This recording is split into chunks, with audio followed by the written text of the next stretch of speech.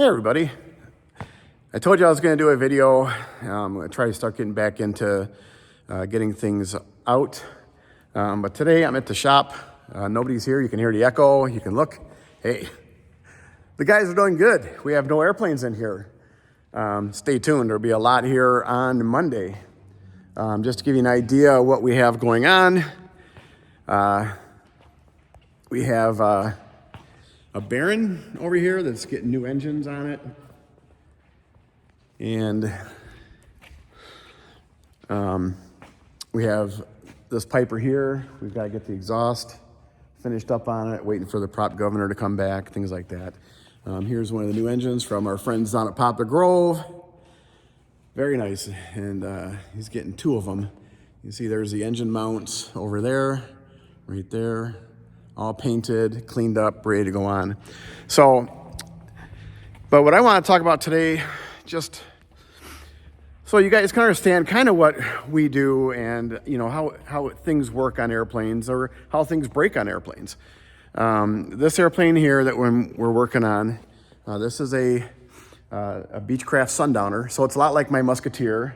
It's got a bigger engine, more horsepower.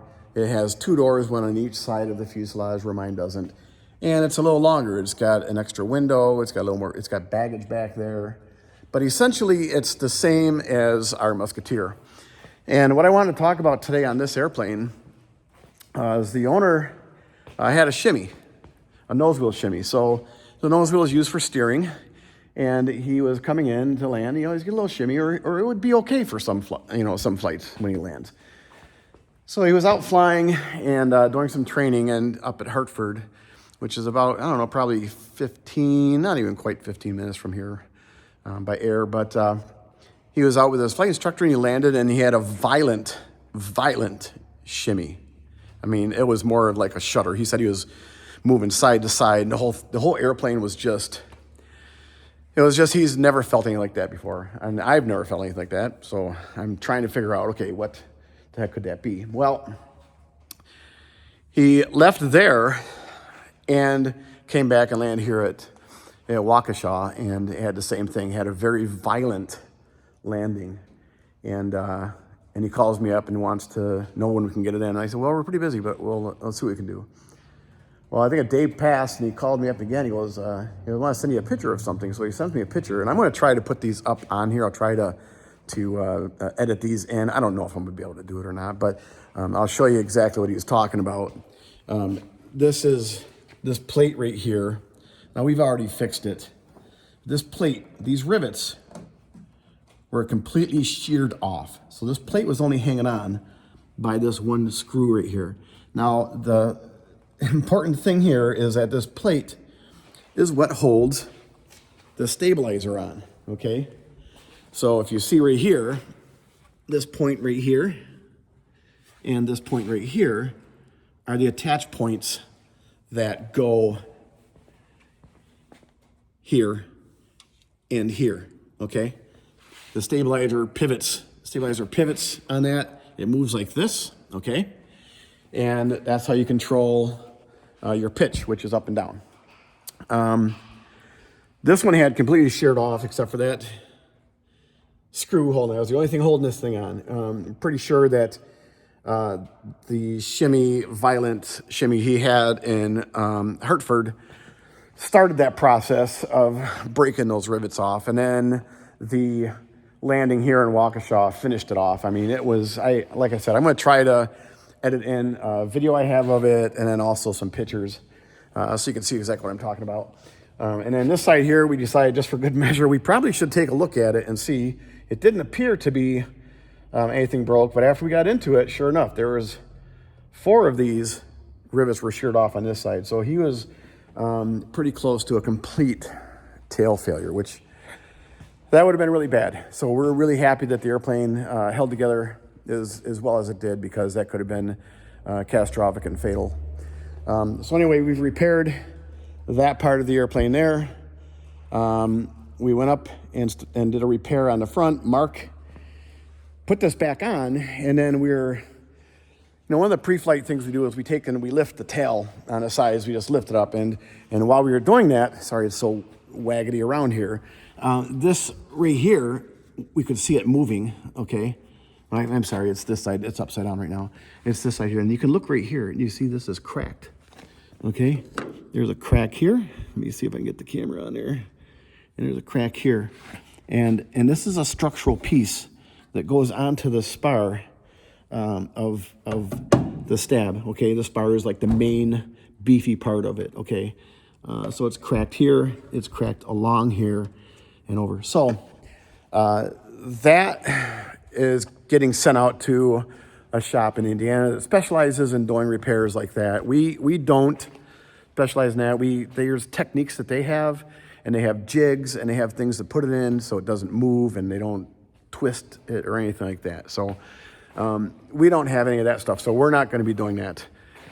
The other thing is this nose gear, and again, I have video of the nose gear, which I'm going to try to edit into this. I don't know if I'll be able to. But right here, this swivels, okay? This gear swivels right here. This thing moves this way and that way. And you can see there's a shimmy damper here. I'm trying to make sure I can take you guys to see it here. This is the steering rod. This is what pushes it to steer it. Well, these bolts here, they're all safetied, okay? They sheared. 1, 2, 3, 5 out of 6 had sheared, okay? And that caused his violent shimmy, okay? So that nose gear then has nothing to hold it straight, all right? He can put his feet on the rudder pedals all day long, and that thing's just gonna flop around like this, like a dead fish out of water. And that's what it did. So he's going down, he lands, and you can see how it's like this, and this back here is just flopping around, okay? That was his violent shudder. And that happened twice to him. So then we're repairing that, and Mark's looking at the airplane, and he goes, hey, I don't know what's going on here, but I see this. There's a rivet pulled through right here, and looks like it's a little cracking here, and this whole little piece of skin, the skin on the side of the airplane, looks like it's pulled in a bit. So I know I can't show you inside, but what happened is there is a structural piece. There's a beam. You can see this rivet line here, okay? This rivet line. The beam runs from the door post all the way to this engine mount right here, all right? So when it started shaking, the engine was shaking violently, and it was putting that energy into this beam, and it actually pulled the rivets through here, and that beam cracked. There's a sub piece that goes down here that's also busted inside there, and it's on both sides.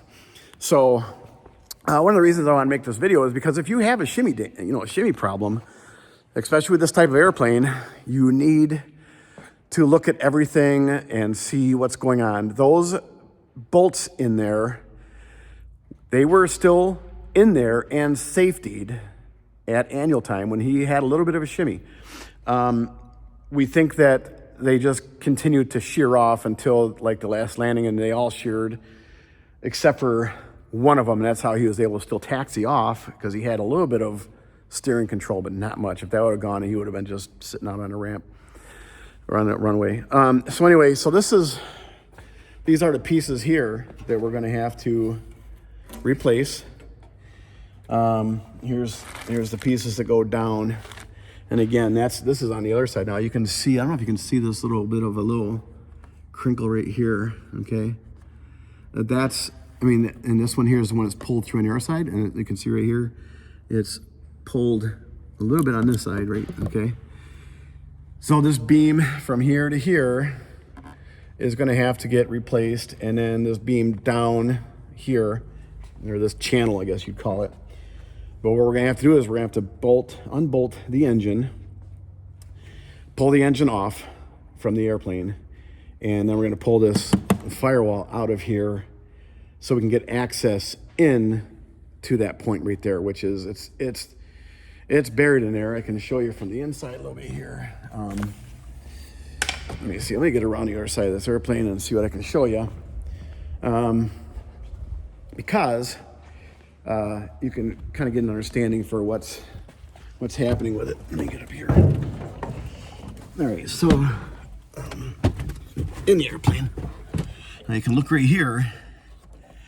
This is that channel right here. I don't know if you can see, probably from somebody putting a screw through there right there, but this is the channel we have to replace. So it tags into this doorpost structure right here. And the same thing on this side. It tags in right here, but this all has to come out.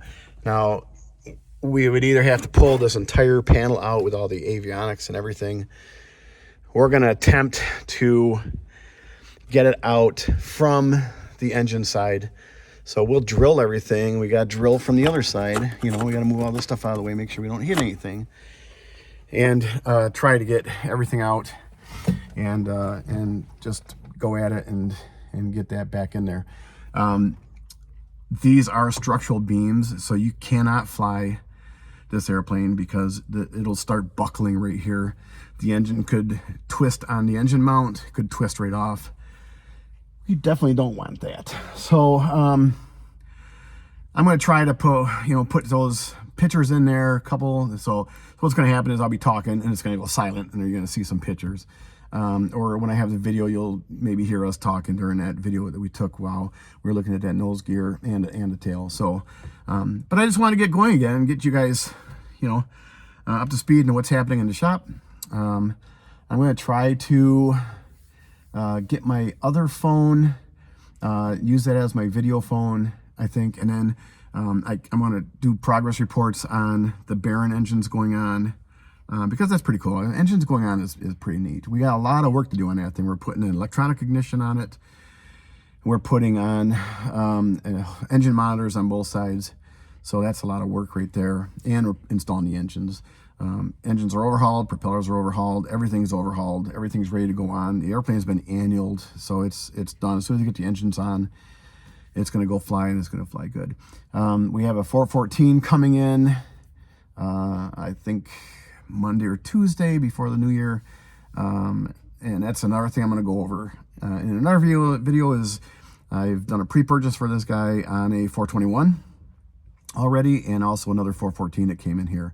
And I don't have pictures of a lot of stuff on those that I found, but I do want to talk about it because it's just the lack of maintenance that the airplanes are getting out there is just astonishing. So I want to bring that up, and not, we're not perfect. We're not, the gods of aircraft maintenance by any means. But some of the stuff we're finding, there's a 172 XP on the field that we just happened to get in here to work on for a guy who purchased it.